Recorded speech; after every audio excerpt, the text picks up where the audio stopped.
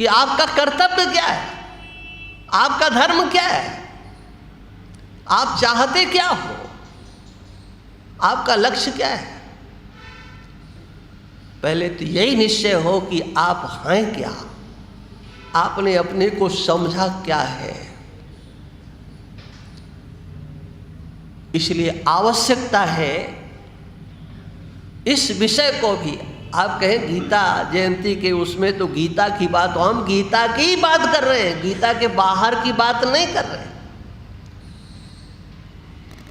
ये भगवत गीता का प्रादुर्भाव क्यों हुआ, किस कारण से हुआ, भगवान को ये गीता क्यों सुनानी पड़ी।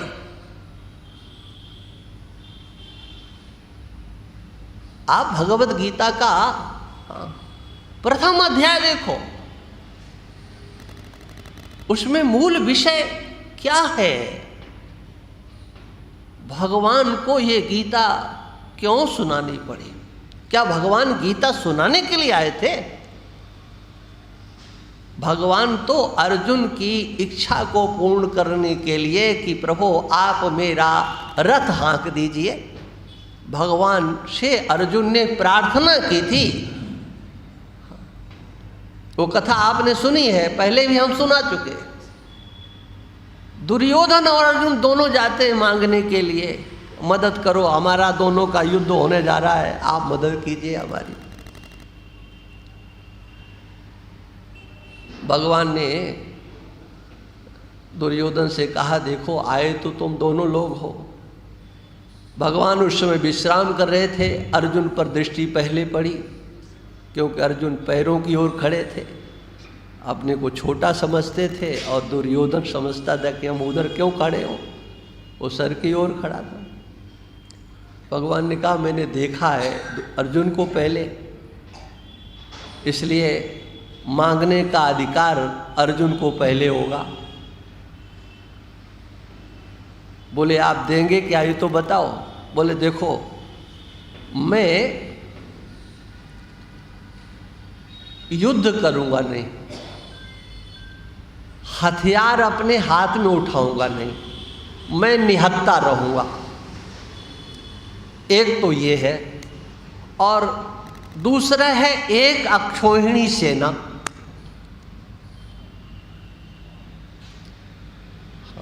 ये दो चीजें देने को हैं, लेकिन अर्जुन पहले मांगेगा कि क्या चाहिए। तो अर्जुन ने कहा कि हमें तो आप चाहिए। दुर्योधन ने कहा बस हो गई बात खत्म, आप इनकी ओर जाइए, क्योंकि आपने कह दिया है कि हम युद्ध करेंगे नहीं, हथियार उठाए रखेंगे नहीं पास में, निहत्थे रहेंगे, तो हमें ज़रूरत नहीं है, आप इनके पास हमें दीजिए, और आज ही दीजिए। ये नहीं कि आप जाओ हम पीछे से भिजवा देंगे, ना ना ना, ऐसा नहीं ना। हाँ, आप आदेश कीजिए। और दुर्योधन प्रसन्न होकर के एक अक्षोहिणी सेना लेकर के द्वारका से हस्तिनापुर के लिए प्रस्थान कर गया। तब भगवान ने अर्जुन से कहा, तुम बहुत ना समझो, मेरे को क्यों मांगा, मैंने कह दिया। तो मूल बात, वैसे तो विषय बहुत है वहां पर। अर्जुन ने कहा कि युद्ध तो मैं अकेले जीत सकता हूं, मुझे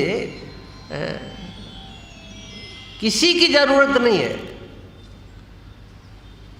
मैं अकेले युद्ध जीत सकता हूं।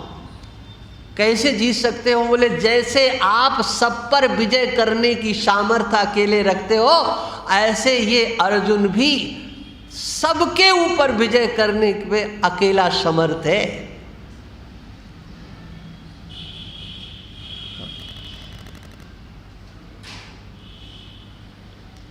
इतनी शक्ति है, लेकिन युद्ध में अपयश होने की आशंका है। हम जीत तो सबको लेंगे, लेकिन हमारी अपकीर्ति हो जाएगी, हमें यश नहीं मिलेगा। और आप यशस्वी हैं।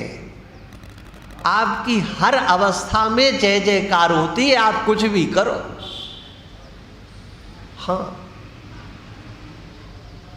ये इतिहास है भगवान कृष्ण के जीवन का कि उन्होंने कुछ भी किया, हाँ, लेकिन जय जयकार हुई।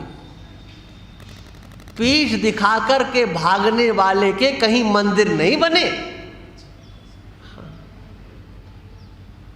लेकिन हाँ, मंदिर बना है, जयकारा लगता है, रण छोड़ राय भगवान की।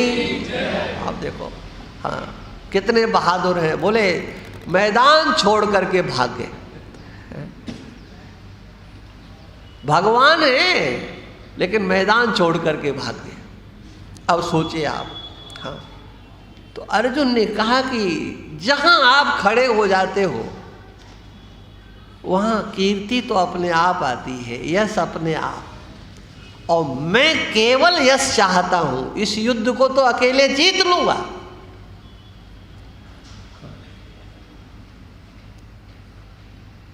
भगवान ने कहा अच्छा तुम मेरे से थोड़ा सा अमर्ष का भाव रखते हो, हाँ, थोड़ी सी कमी मानते हो, तो बकाया तो और बोले बस हाँ इतना ही तो है, तो मुझे करना क्या है, बस आप हमारा रथ हाँक देना बस। हाँ, भगवान को सारथी बनाने के लिए निवेदन किया। और देखो, हाँ, भगवान तो भगवान है, हर अवस्था में भगवान है, हर अवस्था में उन्होंने स्वीकार कर लिया। लोग क्या कहेंगे, अरे अर्जुन का रथ हाँकना, हाँ, सारथी का काम स्वीकार कर लिया। भगवान ने आदेश, भगवान को अर्जुन ने आदेश दिया, सेनयोर भयोर मध्य रथम स्थापय मेच्युता। प्रथम अध्याय देखो, भगवान कृष्ण को अर्जुन कहते हैं, रथम स्थापय में, मेरे रथ को आप दोनों सेनाओं के मध्य में स्थापित करो।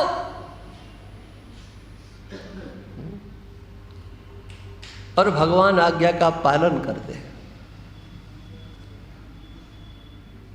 भगवान ने कहा देख लो, तुम देखना चाहते ना किससे किससे युद्ध करना पड़ेगा। अर्जुन के अंतर में धृतराष्ट्र पुत्रों के प्रति बड़ा आक्रोश, लेकिन जब दोनों सेनाओं के मध्य में खड़े होकर के अर्जुन ने देखा तो अर्जुन की स्थिति बदल गई। अर्जुन अभी थोड़ी देर पहले भगवान को कह रहे थे मैं उन्हें देखना चाहता हूं कि वो धृतराष्ट्र के मददगार कौन कौन है, कौन कौन धृतराष्ट्र के पुत्रों को विजय दिलाने वाले हैं। अब उनको नहीं देख रहे अर्जुन, अब देख रहे हैं कि अब ये क्या हो रहा है। धृतराष्ट्र पुत्रों को ही नहीं, अब उनकी दृष्टि जा रही है अपने स्वजनों पर, संबंधियों पर। कोई मामा है तो कोई भांजा है, कोई शाला है तो कोई बहनोई है। कितने संबंधी, पितामह भीष्म है, आचार्य द्रोण है, आचार्य कृपाचार्य है, अपने स्वजन संबंधियों सहित अपने पूजनीयों को देखा और अपने जो जिनसे समाज प्रेम करता है उन सब स्वजनों को देखा, ये तो सब मेरे अपने हैं। और अर्जुन ने कहा कि युद्ध तो नहीं हो सकता। गांडीवम संसते हस्ता त्वक्चैव परिदह्यते न च शक्नोमि वस्थातुम। मैं अब खड़े होने में समर्थ नहीं हूं। क्यों? बोले चक्कर आ रहा है, भ्रमतीव च मे मना। मेरा मन चक्कर खा रहा है। और अर्जुन की दृष्टि क्या है, आप जरा ये देखो। कहते ये सब कुछ करेंगे तो इसमें हमें मिलेगा क्या? क्या कभी इस पहले अध्याय पर दृष्टि जाती है? निमित्तानि च पश्यामि विपरीतानि केशव, न च श्रेयोनुपश्यामि हत्वा स्वजनमाहवे। स्वजनमाहवे, अपने स्वजनों को युद्ध में मारने से हमें मिलेगा क्या? न च श्रेयोनुपश्यामि, मैं अपना कल्याण नहीं देखता हूं। अर्जुन के अंतस्थ में एक भाव जागृत हुआ, इससे मुझे मिलेगा क्या? क्या मेरा इससे कल्याण हो जाएगा? ये प्रथम अध्याय को आप देखिए। न च श्रेयोनुपश्यामि, मैं विचार करता हूं इससे हमें मिलेगा क्या? माने श्रेय माने कल्याण, श्रेय माने हित। इससे मेरा हित क्या छिपा है? इससे, इस युद्ध से मेरा होगा हित क्या होगा? मेरा कल्याण क्या हो जाएगा?